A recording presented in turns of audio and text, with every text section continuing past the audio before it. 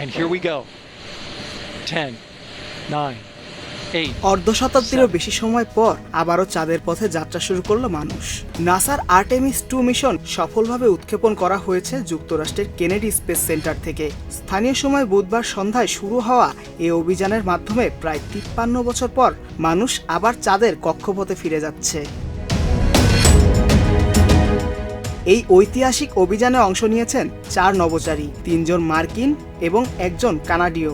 উৎক্ষেপণের সময় সেখানে উপস্থিত হাজারো মানুষের উচ্ছ্বাসে মুখর হয়ে ওঠে পুরো এলাকা। মিশন সংশ্লিষ্টরা জানিয়েছেন, প্রথম ধাপে মহাকাশযানের নিরাপত্তা ও সক্ষমতা যাচাই করা হবে। প্রায় 10 দিনের এই অভিযানে নভোচারীরা চাঁদের চারপাশে প্রদক্ষিণ করবেন, যদিও অবতরণ করবেন না।